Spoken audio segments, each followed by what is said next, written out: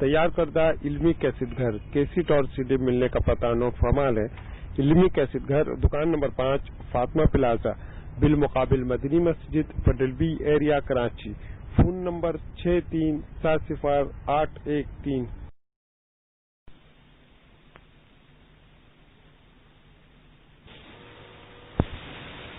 ونشهد أن سيدنا ومولانا محمدا عبده ورسوله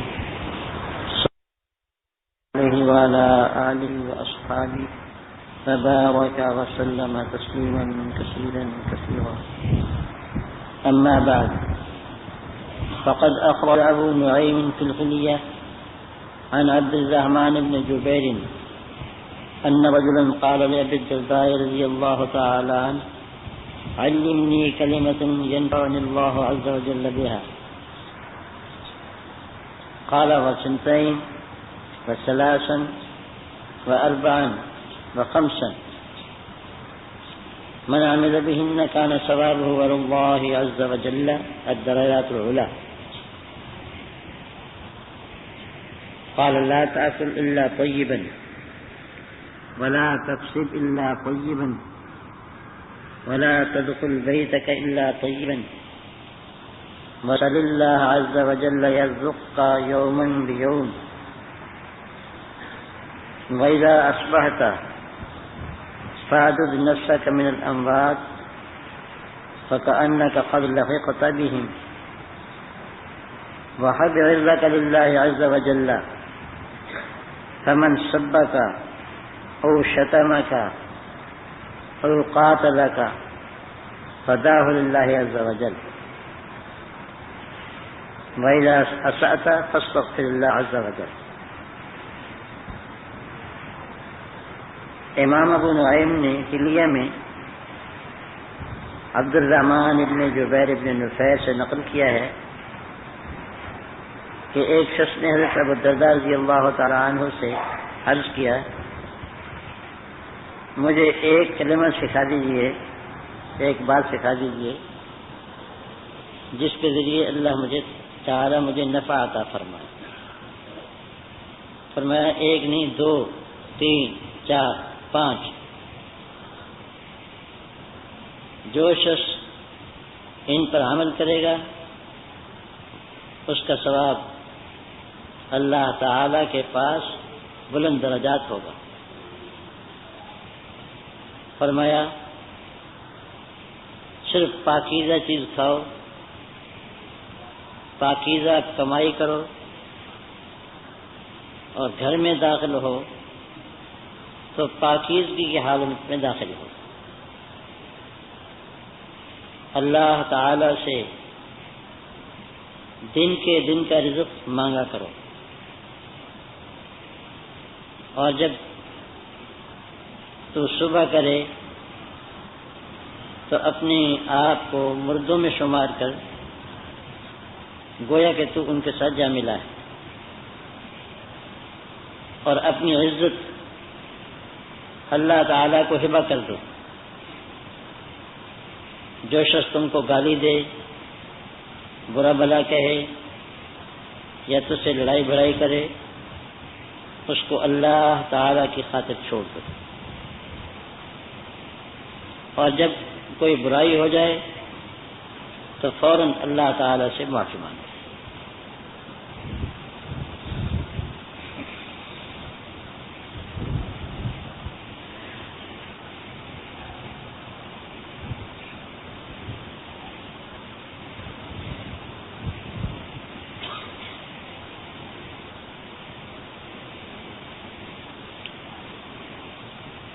حضرت ابو الدرداء رضی اللہ تعالیٰ عنہ سے ایک شخص نے کہا کہ مجھے کوئی نصیحت فرما دیجئے، ایک بات میں اس پر عمل کروں، اللہ تعالیٰ مجھے اس کے ذریعے سے نفع عطا فرمائے. فرمایا: ایک نہیں، 2، 3، 4، 5. مطلب یہ کہ 5 باتیں بتاتا ہوں. جو شخص ان پر عمل کرے گا اللہ تعالیٰ کے یہاں اس کے بلند درجات ہوں گے اور اللہ تعالیٰ اس کو بلند درجات کا ثواب عطا فرمائے گا۔ پہلی بات یہ کہ 3 چیزوں کی پابندی کرو۔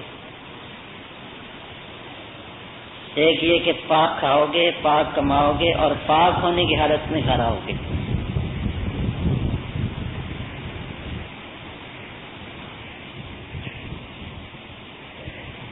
ناپاک چیز تمہارے پیٹ میں نہ جائے،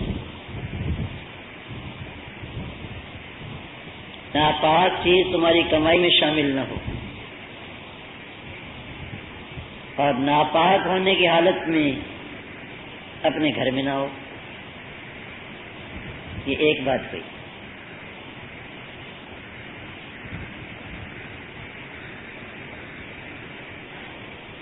پاک اور طیب کھانے کا اہتمام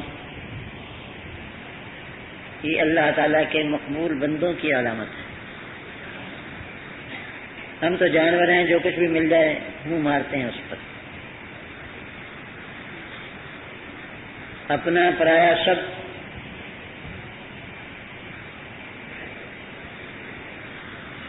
جانور کا یہی کام ہوتا ہے، اس کو اس سے غرض نہیں کہ یہ میرے مالک کا ہے یا نہیں، یہ کہ میرے حصے کا ہے یا نہیں۔ اس کا منہ جہاں تک پہنچ جائے وہ اس کو ہڑپ کرنے کی کوشش کرتا ہے۔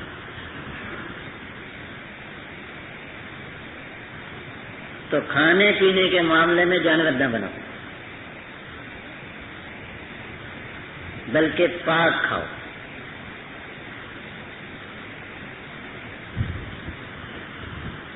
ایک حدیث شریف میں ارشاد فرمایا ہے، ان اللہ تعالی امر عبادہ المؤمنین بما امر به الرسل۔ اللہ تعالی نے اپنے رسولوں کو جو حکم دیا ہے وہی حکم اللہ تعالیٰ نے اپنے ایماندار بندوں کو دیا ہے۔ رسولوں سے فرمایا یا ایھا الرسل کلوا من الطیبات واعملوا صالحا،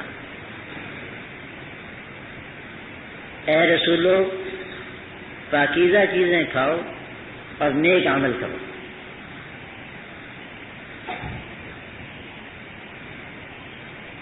اور اہل ایمان سے فرمایا یا ایھا الذین آمنوا کلوا من طیبات ما رزقناکم من طیبات ما کسبتم وما اخرجنا لکم من الارض۔ اے ایمان والو، ان پاکیزہ چیزوں میں سے کھاؤ جو تم کماؤ، اور جو چیزیں پاکیزہ ہم نے زمین سے نکالی ہیں ان کو کھاؤ۔ مومن کو پاک کھانے کا اہتمام کرنا چاہیے، ناپاک لقمہ اس کے منہ میں نہ جائے، پیٹ میں نہ اترے۔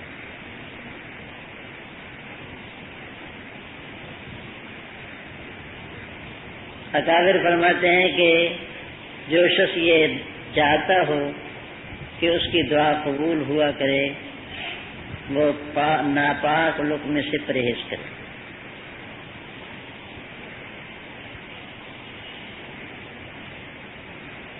ناپاک کیا چیز ہے؟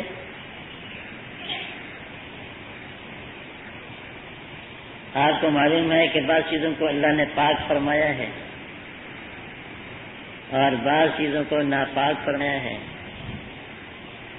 بکری کو پاک ہے، اس کا گوشت پاک ہے، اور خنزیر ناپاک ہے۔ خرگوش پاک ہے، بلی ناپاک ہے۔ حلال اور حرام کی تفصیل اللہ تعالی نے بیان فرما دی۔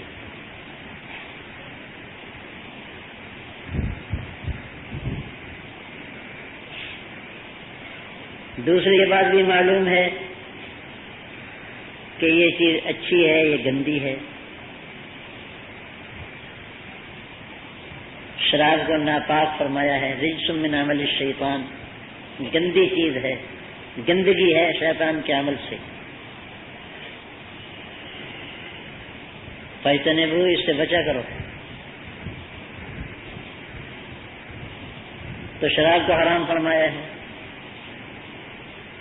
اسی طرح جو چیزیں کہ شریعت نے حلال کی ہیں وہ پاک ہیں، اور جو چیزیں حرام کی ہیں ناپاک. پاک کھاؤ، ناپاک نہ کھاؤ.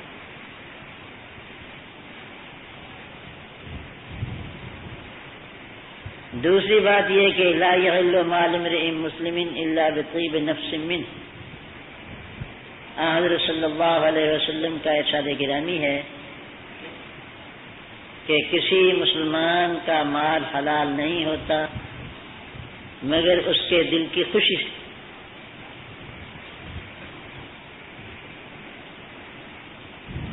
طیب نفس اور دل کی خوشی سے اگر کوئی شخص تمہیں اپنی چیز کھلاتا ہے تو تمہارے لیے کھانا جائز، اور زبردستی کھاتے ہو تو ناجائز، حرام. کسی کی بکری چوری کر لی اور بسم اللہ اللہ اکبر پڑھ کے اس کو ذبح کر لیا تو وہ حلال نہیں، وہ اسی طرح حرام ہے جس طرح کہ مردار حرام ہے. چوری کی بکری کو اللہ بسم اللہ اللہ اکبر کی تکبیر پاک نہیں کرتی، ناپاک ہے. اسی طرح تم نے کسی کی چیز غصب کر لی، چھین لی، دبا لی تو وہ تمہارے لیے حلال نہیں.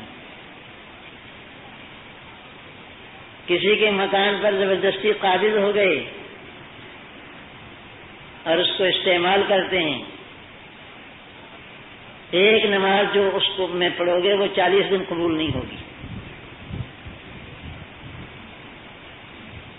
چوری کی بجلی استعمال کرتے ہیں، اس کا استعمال حرام ہے، اور اس بجلی میں جو تم عبادتیں کرو گے وہ بھی قبول نہیں ہوں گی.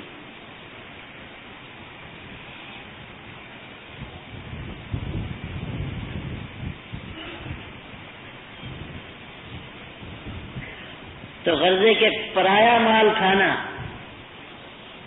اس کی رضامندی کے بغیر یہ حلال نہیں ہے، حرام. پاک نہیں، ناپاک ہے، ناپاک نہ کھاؤ.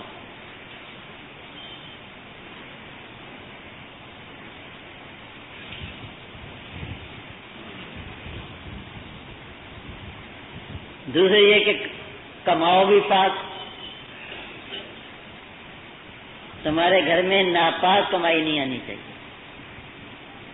ناپاک کمائی کیا ہے؟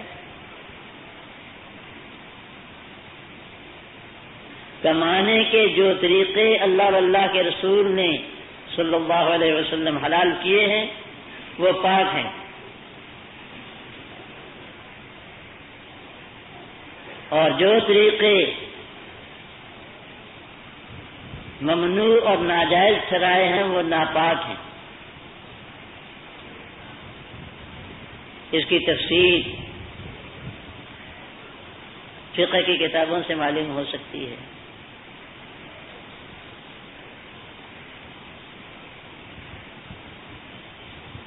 کمائی کے یہ طریقے جو اللہ واللہ کے رسول کے نزدیک ناجائز اور ممنوع ہیں، اگر آپس کی رضامندی سے ہوں تب بھی حرام ہے اور ناپاک ہے. سود کا لین دین اللہ نے حرام فرمایا ہے.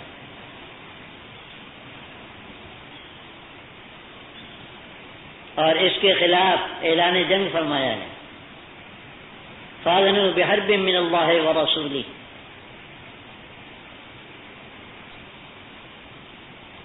فإن لم تفعلوا، اگر تم نہیں چھوڑتے تو اللہ تعالیٰ اور اس کے رسول صلی اللہ علیہ وسلم کے خلاف جنگ کے لیے تیار ہو جاؤ.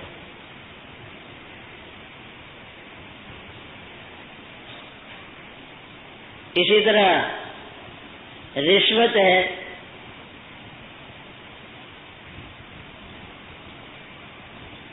لعن اللہ الغاشیہ والمرتشیہ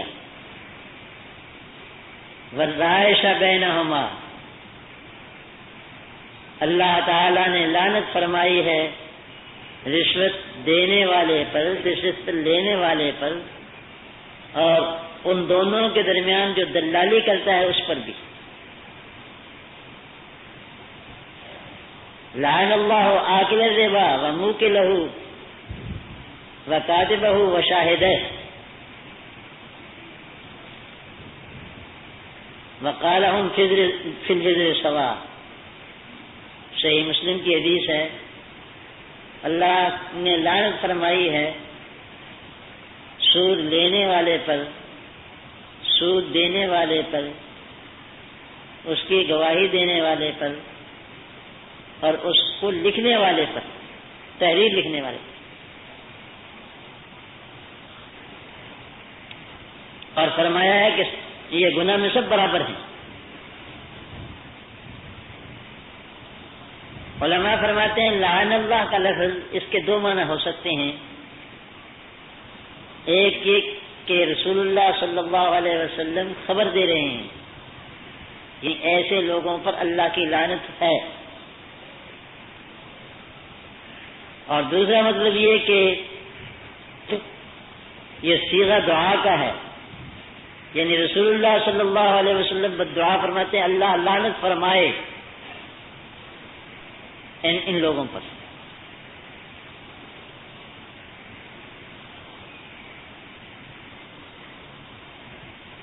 اسی طرح خرید و فروخت کی جو صورتیں شریعت نے ناجائز کی ہیں ان کا لین دین کرنا اور ان کے ذریعے سے پیسہ کمانا حرام ہے۔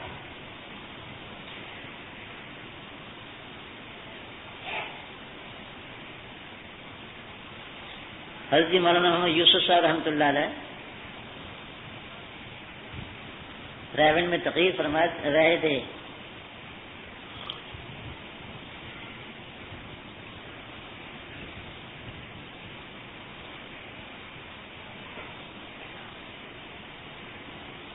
اپنے بیان کے دوران فرمایا لوگ کہتے ہیں پہلے کما لیں کچھ پھر تبلیغ میں نکلیں گے۔ حضرت نے فرمایا کہ جب سیکھے بغیر کماؤ گے تو حرام کماؤ گے، تمہیں جائز ناجائز کا تو پتہ نہیں، اور حلال حرام کی پرواہ نہیں، حلال کے اثرات کیا ہیں حرام کے اثرات کیا ہیں اس کی تمیز نہیں، دل میں آخرت کا خوف اور خدا تعالی کا خوف نہیں،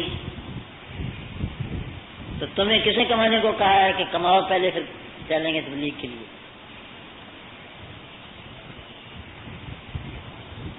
اسی بیان میں یہ ارشاد فرمایا تھا کہ حضرت عمر رضی اللہ تعالیٰ عنہ کے زمانے میں بازار میں دکان کھولنے کی اجازت صرف اس شخص کو ملتی تھی جو لین دین اور خرید و فروخت کے مسائل جانتا ہو۔ پہلے اس کا امتحان لیتے تھے، معلوم کرتے تھے کہ جانتے بھی ہے،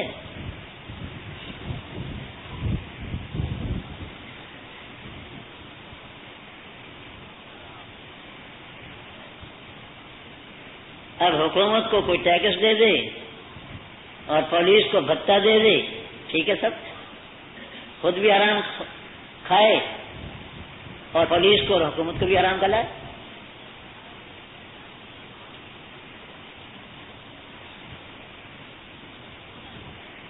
کل ایک صاحب کا خط ملا، اس میں لکھا تھا کہ کچھ دوست کھیل کھیلتے ہیں اور اس کھیل میں جو ہار جائے اس سے بوتلیں پیتے ہیں یا چائے پیتے ہیں۔ میں نے کہا حرام ہے، جرمانہ کرنا۔ ہمارے فقہاء حنفیہ نے لکھا ہے کہ جرمانے کی سزا دینا حرام ہے، کسی پر دنڈ لگا دیتے ہیں، تاوان لگا دیتے ہیں، حکومت جرمانہ کر دیتی ہے، حرام ہے۔ اس رقم کا لین دین بھی حرام ہے۔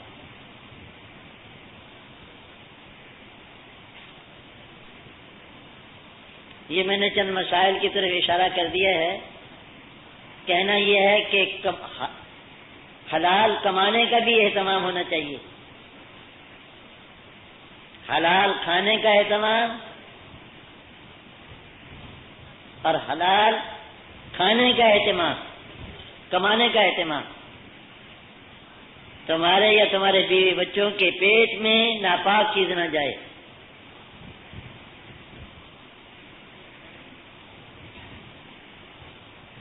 مولانا رومی رحمہ اللہ تعالیٰ فرماتے ہیں آخرت گزد فلیدی زوجودہ واخرت گزد ہما نور خدا۔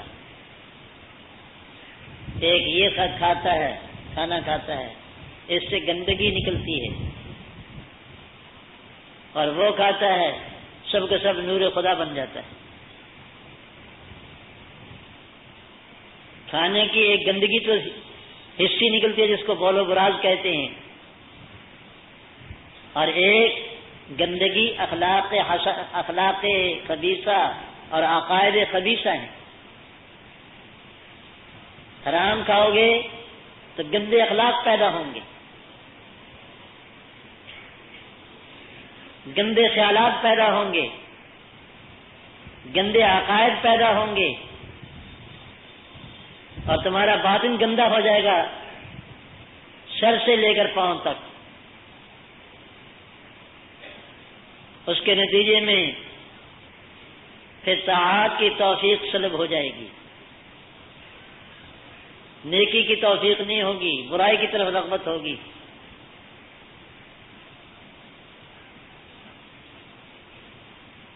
غرضے کے حضرت ابوالدرداء فرماتے ہیں پہلی نصیحت یہ کہ پاک چیز کھاؤ، ناپاک نہ کھاؤ،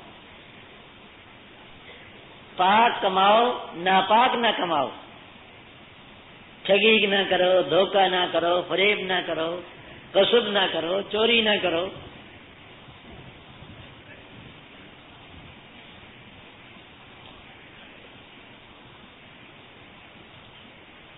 اور جتنے ناجائز طریقے ہیں شرعاً ان کو نہ کرو۔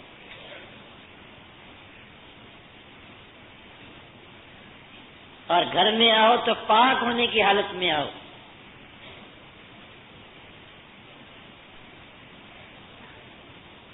گندگی کی حالت میں نہ آؤ، اپنے آپ کو بد اخلاقی کے ساتھ اور بد اعتقادی کے ساتھ گندا کر کے گھر میں نہ آؤ۔ تمہاری نظر بیوی بچوں پر پڑے گی تو وہ بھی گندے ہوں گے۔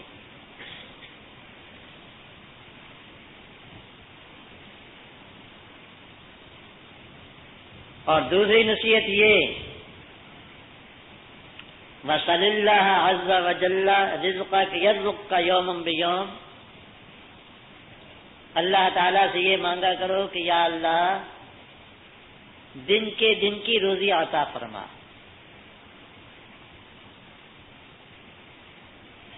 حضرت موسیٰ علیہ السلام مصر سے بھاگ کر مدین چلے گئے تھے۔ ان کو معلوم نہیں تھا کہ کون سا علاقہ ہے، کون سی جگہ ہے۔ مدین کے کنویں پر دیکھا کہ لوگ اپنے مویشیوں کو پانی پلا رہے ہیں، اور دو لڑکیاں اپنی بکریاں روکے کھڑی ہیں۔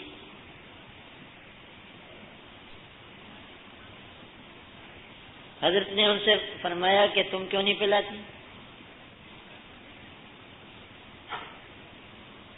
وہ کہنے لگی لا نسقی حتی یصدر الرعاء، ہم پانی نہیں پلا سکتی جب تک کہ چرواہے لوگ اپنی مویشیوں کو، بکریوں کو پانی پلا کر واپس نہیں آ جاتے۔ پھر جب کنواں فارغ ہوگا تو ہم عورت ساتھ ہیں، مردوں کے اندر جا کر کے کیسے پانی پلائیں؟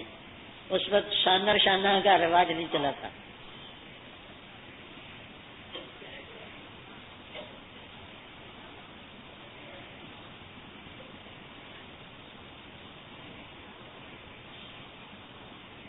صبح ہو سکتا تھا کہ پھر تم کسی ملک کو بھیجتی، تم کیوں آئی؟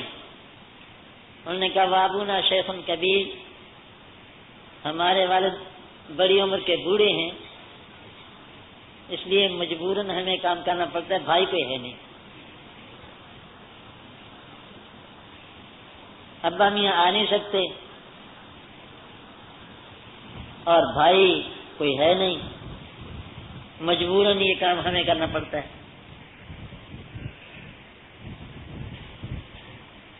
حضرت موسیٰ علیہ السلام نے کہا کہ لاؤ میں تمہاری بکریوں کو پانی پلاتا ہوں، فسقى لهما،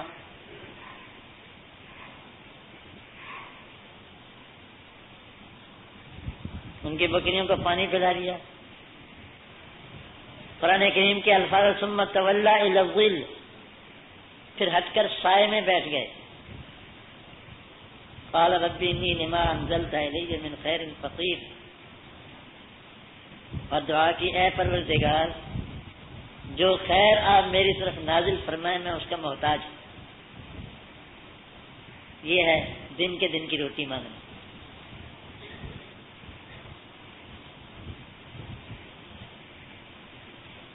اللہ تعالیٰ نے انبیاء کرام علیہ الصلوۃ والسلام کے واقعات ہماری عبرت کے لیے ذکر فرمائے ہیں۔ اب یہ کوئی واقعہ تھا ذکر کرنے کا کہ ان کی لڑکیوں کو پانی پلا دیا، لڑکیوں کی بکریوں کو پانی پلا دیا، ہٹ کر سائے میں بیٹھ گئے۔ یہ اس لیے بتایا رب انی لما انزلت الی من خیر فقیر، اے پروردگار میں محتاج ہوں، فقیر ہوں، میرے پاس کچھ نہیں ہے، اور حوائج بشریہ ساتھ لگی ہوئی ہیں، کھانے کی حاجت ہے، پینے کی حاجت ہے، بھوک پیاس ہے۔ مجھے جب بھی کوئی ضرورت پیش آتی ہے میں حضرت موسیٰ علیہ السلام کی یہ دعا کرتا ہوں، رب انی لما انزلت الی من خیر فقیر، اے پروردگار میں حاجت مند ہوں، فقیر ہوں، اور تیرے اتارے ہوئے رزق کا محتاج ہوں، تجھ پر نظر ہے۔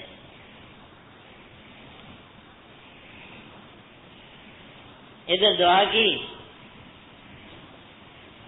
فجاءت احداهما تمشي على استحياء، ان دو لڑکیوں میں سے ایک ان کے پاس آئی شرم و حیا کے ساتھ چلتی ہوئی۔ قرآن نے اس کو بھی ذکر فرمایا۔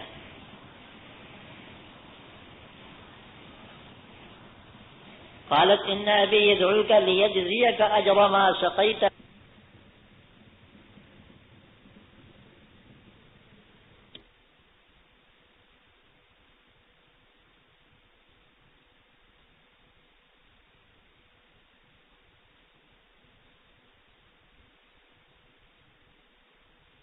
ابی يدعوك ليجزيك اجر ما سقيت لنا،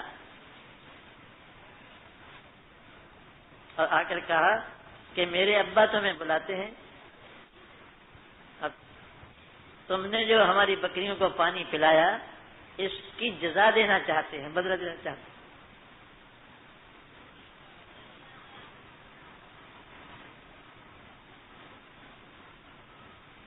علماء فرماتے ہیں یہ اس لیے کہا کہ ایک اجنبی آدمی کو کوئی کہے کہ آؤ میں تمہیں گھر کھانا کھلاتا ہوں، تو ایک درجے میں معلوم ہوگا کہ یہ فقیر ہے، محتاج ہے بیچارہ، اس کو اللہ واسطے کھانا کھلاؤ۔ ایک غیرت مند آدمی کی غیرت اس کو قبول نہیں کرتی۔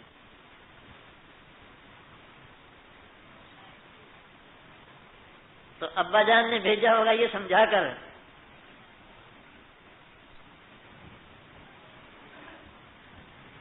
کہ وہ کسی شریف خاندان کا لڑکا ہے، اس کو یہ نہ کہنا کہ آؤ تمہیں کھانا کھلائیں، بلکہ یہ کہنا کہ تمہارے احسان کا بدلہ دینا چاہتے۔ خیر آگے کا قصہ ہے. تو اللہ تعالیٰ سے دن کے دن کا رزق مانگو. لوگ مزاروں پر جاتے ہیں، چڑھاوے چڑھاتے ہیں، بزرگوں سے مانگتے ہیں، شاید اللہ کے خزانے سے ان کو نہیں ملتا ہوگا. اللہ میاں نے دفتر اپنا بند کر دیا ہوگا غالباً رزاقی کا، اور کہہ دیا ہوگا کہ ان مزار والوں سے مانگا کرو. لا حول ولا قوت الا باللہ. آقا دو جہان حضرت محمد رسول اللہ صلی اللہ علیہ وسلم فرماتے ہیں کہ جوتے کا تسمہ ٹوٹ جائے وہ بھی اللہ سے مانگو، نمک کی چٹکی کی ضرورت ہو وہ بھی اللہ سے مانگو. اور یہ نہ کہو کہ یہ نہ سمجھو کہ چھوٹی سی چیز اللہ سے کیا مانگیں. اللہ بڑے ہیں، ان سے کوئی بڑی چیز مانگنی چاہیے. بات یہ ہے کہ یہ کسی چیز کا چھوٹا ہونا اور بڑا ہونا یہ تمہارے اعتبار سے میرے اعتبار سے ہے، اللہ کے اعتبار سے نہیں ہے. اللہ کی نظر میں سب چھوٹی چیزیں بڑی چیزیں برابر ہیں، اور ہمارے احتیاج کے اعتبار سے یہ برابر ہیں. ہم جس طرح جنت کے محتاج ہیں، نمک کی چٹکی کے بھی محتاج. ہم تو سراپا احتیاج ہیں. میں کبھی کبھی دعا میں کہا کرتا ہوں، یا اللہ آپ کے غنا کی کوئی حد نہیں، میرے فقر کی کوئی حد نہیں. کون سی چیز ذکر کروں جس کا میں محتاج نہیں ہوں، یا جس کا میں محتاج ہوں. فلانی چیز کا محتاج ہوں. میں تو ایک ایک چیز کا محتاج ہوں. آپ غنی مطلق ہیں اور میں فقیر مطلق ہوں. میرے ہاتھ میں کوئی چیز نہیں. کھانا پکا دیا، پکا کے سامنے رکھ لیا، آپ تناول فرما رہے ہیں. اس کے بھی محتاج ہیں کہ اللہ تعالیٰ اس کو لقمے کو نیچے اتار دیں. یہی لقمہ اگر گلے میں پھنس جائے، اچھو لگ جائے تو موت کا سبب بن سکتا ہے. اللہ نہ کرے. ہم کس چیز کے محتاج نہیں. تو بڑی چیز بھی مانگو اللہ سے، چھوٹی سے چھوٹی چیز بھی مانگو، کیونکہ اللہ کی بارگاہ میں چھوٹی اور بڑی چیزیں سب برابر ہیں. اس کی قدرت کے اعتبار سے سب برابر ہیں، اور ہمارے احتیاج کے اعتبار سے بھی برابر ہیں.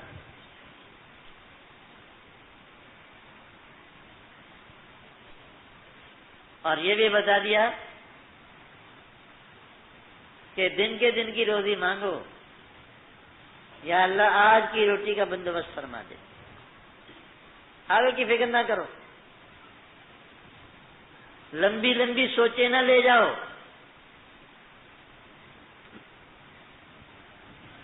میں نے یہ حدیث کئی دفعہ سنائی ہے، مشکاۃ شریف میں مسند احمد کے حوالے سے نقل کی ہے. من اصبح معافا فی جسدی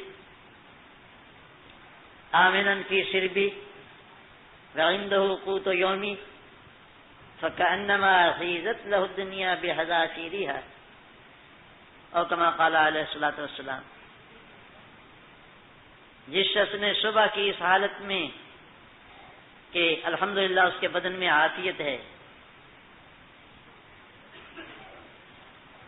عافیت تندرستی ہے، اللہ کا شکر ہے، چلتا ہے پھرتا ہے بولتا ہے کھاتا ہے پیتا ہے کام کرتا ہے ٹھیک ٹھاک، اپنے گھر میں دل کے اعتبار سے مطمئن ہے، کسی کا کوئی خوف نہیں، اندیشہ نہیں، اللہ نے امن بھی عطا فرمایا ہے، اور اس کے پاس ایک دن کی روزی موجود ہے. حضرت صلی اللہ علیہ وسلم فرماتے ہیں پس گویا ساری دنیا جمع کر کے اس کو دے دی گئی.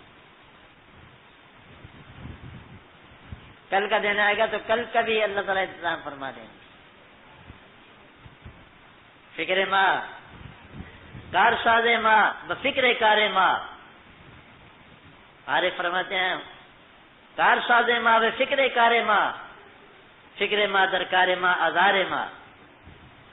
ہمارا کار ساز ہمارے کام بنانے میں خود لگا ہوا ہے، اور ہمارا اپنے معاملات میں اپنے کاموں میں متفکر ہونا سوائے آزار کے کچھ نہیں، پریشانی ہے اور کچھ بھی نہیں، کر تو کر سکتے نہیں۔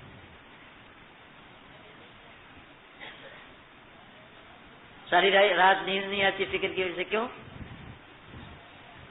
تمہارے قبضے میں نہیں ہے، جس کے قبضے میں وہ خود ہی کرے گا، کرنا چاہے گا تو کر دے گا، تم مانگو اس سے، اور اگر اس کی مصلحت اور اس کی حکمت میں نہیں ہوگا نہیں کرے گا، اس پر مطمئن ہو جاؤ، سو جاؤ آرام سے، پھر کیا پریشانی؟ ہمارے حضرت حکیم الامت قدس سر فرماتے تھے تمام پریشانیوں کی جڑ تجویز ہے۔ آدمی اپنے لیے ایک چیز تجویز کر لیتا ہے کہ مجھے یہ چیز ملنی چاہیے، اب اس کے لیے تگدو کرتا ہے، پریشان ہوتا ہے، یہ کرتا ہے وہ کرتا ہے، اور فرمایا تمام راحتوں کی جڑ تفویض ہے، معاملہ اللہ کے سپرد کر دو، سو جاؤ آرام سے، وہ خود ہی کر لیں گے۔ جس کے قبضے میں ہے اس سے کہہ دو، اور معاملہ اپنا اس کے سپرد کر دو، پھر اس کی حکمت پر راضی بھی ہو جاؤ، بس راحت ہی راحت ہے۔ اور میں کہا کرتا ہوں کہ ہم بندگی چھوڑ کر خدائی کا کام کرتے ہیں، ہم سے ہوتی نہیں، صرف پریشان ہوتے ہیں۔ بندے کا کام تو بندگی ہے، وہ تو ہم نے چھوڑ دی، اور اس کارخانہ عالم کو چلانا، اس کو اتنا دیا جائے، اس کو اتنا دیا جائے، اس کو دیا جائے، اس کو نہ دیا جائے، فلاں وقت دیا جائے، فلاں وقت نہ دیا جائے، یہ خدائی ہے۔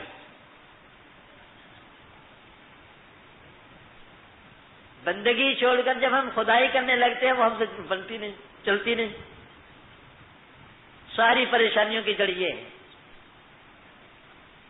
خدائی چھوڑ دیں خدا کے لیے اور اپنا کام کریں بندگی کا۔ مالک کو کہہ دیا، عرض کر دیا، رو لو دھو لو، اس کے سامنے گڑ گڑا ہو، جتنی تاکید کے ساتھ اور جتنی الہا و زاری کے ساتھ کہہ سکتے ہو کہو، کہنے کے بعد مطمئن ہو جاؤ، کہہ دیا، درخواست دے دی۔ وہ بھولتا بھی نہیں ہے اور یہ بھی نہیں کہ اس کو اپنے بندوں کے حال پر رحم نہ ہو۔ جب وہ شفیق بھی ہے، بھولتا بھی نہیں، تو تم کیوں پریشان ہوتے ہو؟ ایک عالم کے عالم کو اس روزی کے مسئلے نے پریشان کر دیا ہے۔ حالانکہ پریشانی کی کوئی بات نہیں، ایک دن کی روٹی بس، وہ مل گئی، اگلا دن آئے گا تو وہ لیے کھڑا ہے۔ ایک بزرگ فرماتے تھے جس نے اگلے دن کی زندگی تمہیں دی ہے وہ اگلے دن کی روٹی بھی دے گا۔ اس لیے فرماتے ہیں کہ اللہ تعالیٰ سے مانگو کہ تمہیں رزق دیں دن کے دن۔ حضرت صلی اللہ علیہ وسلم کی مشہور دعا ہے، اللہم اجعل رزق آل محمد قوتا، یا اللہ محمد صلی اللہ علیہ وسلم کی آل، ان کے گھرانے کی روزی دن کے دن ہو۔ سید زادے پریشان کیوں ہوتے ہیں؟ تمہارے ابا میاں نے ایک دن کے دن کی مانگی تھی، سید ہونے پر فخر بھی کرتے ہو اور دعا سے بھی بچ کے نکلنا چاہتے ہو۔ یہ دوسری نصیحت۔ اور تیسری نصیحت، جب صبح کو اٹھو تو یہ سمجھ لو کہ آج میری موت کا وقت، اور گویا کہ تم مردوں میں جا کے شامل ہو گئے ہو۔ نفس کا علاج ہو جائے گا، ساری رذالتوں کا علاج ہو جائے گا۔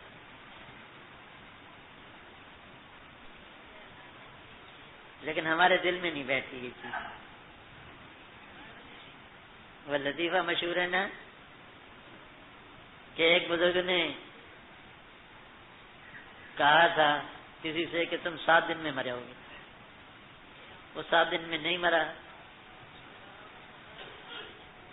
کہنے کہ تم نے تو مجھے کہا تھا. فرمایا 7ویں دن میں ہی مرو گے. دن 7 ہی ہوتے ہیں.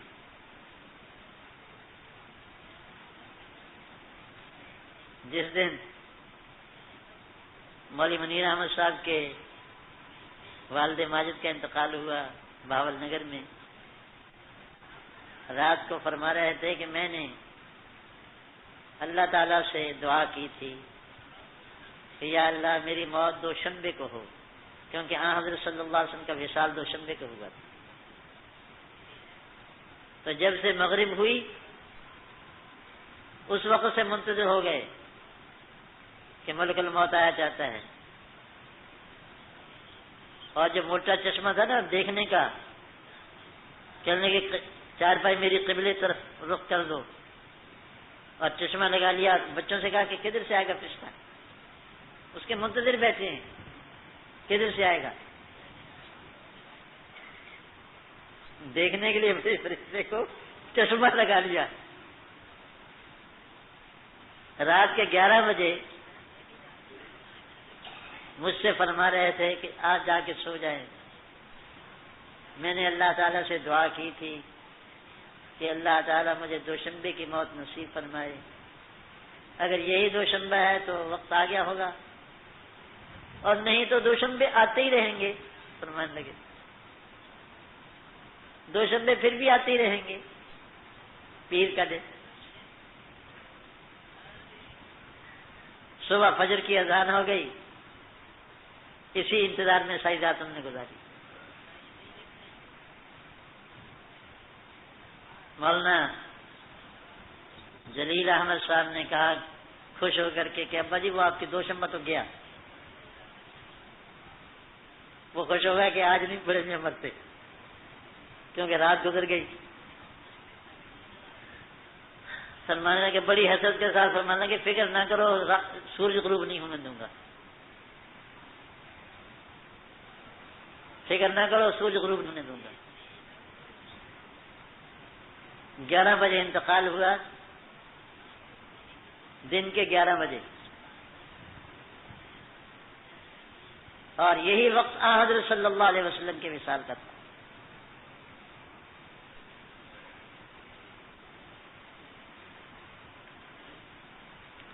تو میرا بھائی 7 دنوں میں مرنا ہے. مجھے بھی آپ کو بھی 7 دنوں میں مرنا ہے. 7 ہی دن ہوتے ہیں، آگمہ نہیں ہوتا. صبح کرو تو ہمیشہ خیال کرو کہ شاید آج ہی کا دن میری موت کا دن ہو. نفس بے لگام نہیں ہوگا.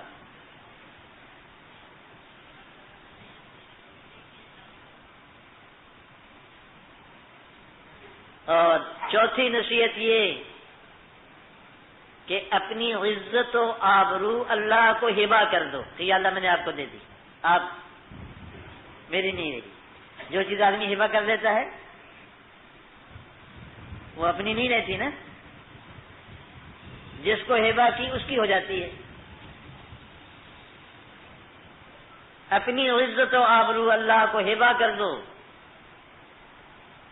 اگر تمہاری کوئی بے آبروئی کرے، توہین کرے، تم کو گالی دے، تم سے لڑے بڑے، تم کو برا بھلا کہے، تو اس کو اللہ کے لیے معاف کر دو اور اس کا معاملہ اللہ کے سپرد کر دو کہ میری عزت تو وہاں گئی ہوئی ہے، میرے پاس ہے ہی نہیں. جس آدمی کے پاس آبرو ہو اس کی بے آبروئی ہو سکتی ہے بھائی. حد کی عزت اس کی ہوگی جس کی عزت ہو، اور جس کے پاس آبرو ہی نہ ہو، جس کے پاس عزت ہی نہ ہو، وہ اپنی عزت و آبرو کسی اور کو دے چکا ہو، اس کو کیا گلا، کیا شکایت. ہمارے حضرت فرماتے تھے، حضرت ڈاکٹر صاحب نبی اللہ مرقدہ کا شعر ہے، فرماتے تھے اب کسی سے کیا شکایت کیا گلا، اب کسی سے کیا شکایت کیا گلا، واقعات زندگی خود بھولتا جاتا ہوں میں۔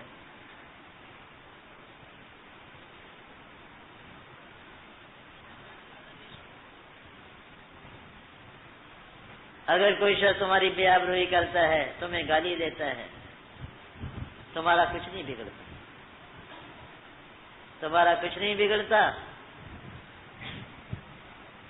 وہ گالی دے کر اپنا منہ گندا کرتا ہے، اپنا نام عمل سیاہ کرتا ہے، اپنے دل کو تاریک کرتا ہے، تمہارا اس نے کچھ نہیں بگاڑا۔ کسی کے برا کہنے سے تمہاری بے عزتی نہیں ہوگی۔ رسول اللہ صلی اللہ علیہ وسلم قسم کھا کر فرماتے تھے اگر کوئی شخص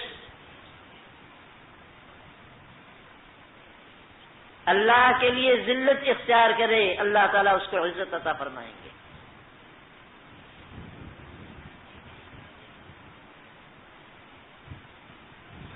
سارے جھگڑے ختم ہو گئے، ساری لڑائی بھڑائی ختم ہو گئی، صرف ایک فقرے سے کہ بھائی میرے پاس تو ہے ہی نہیں جو تم مانگ رہے ہو، جو چیز تم چھیننا چاہتے ہو میرے پاس نہیں ہے، وہ گئی ہوئی ہے، اب تم چھینتے رہو۔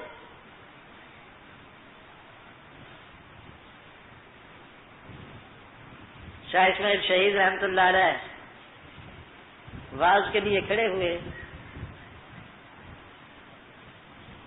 دشمن بہت تھے، کسی نے کھڑے ہو کر کہا کہ مولانا سنا ہے آپ حرام زادے ہیں۔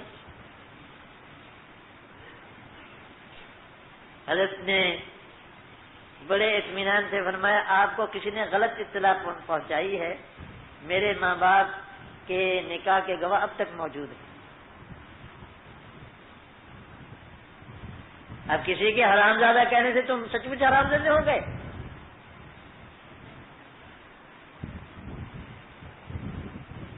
اور ٹھیک یہی قصہ شیخ الاسلام مولانا سید حسین احمد مدنی رحمہ اللہ تعالی کو پیش آیا۔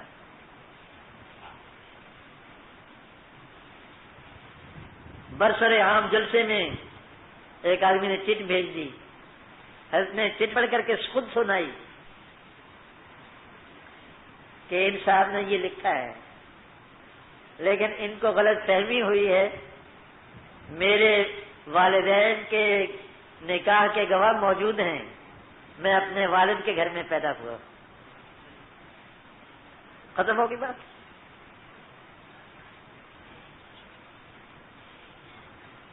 اور پانچویں بات یہ، ویسا اساءت استغفر اللہ عز وجل، جب تم سے کوئی غلطی کوتاہی ہو جائے، کوئی برائی ہو جائے، فوراً ہاتھ جوڑ کر اللہ سے معافی مانگو۔ ان 5 نصیحتوں پر عمل کرو تو انشاءاللہ دین بھی بن جائے گا، دنیا بھی بن جائے گی۔ وآخر دعوانا ان الحمدللہ رب العالمین۔ اللہ تعالی ہمیں توفیق عطا فرمائے۔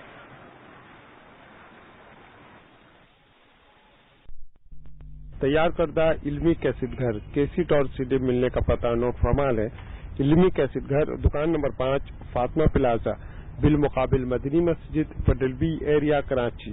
Phone number 63708113۔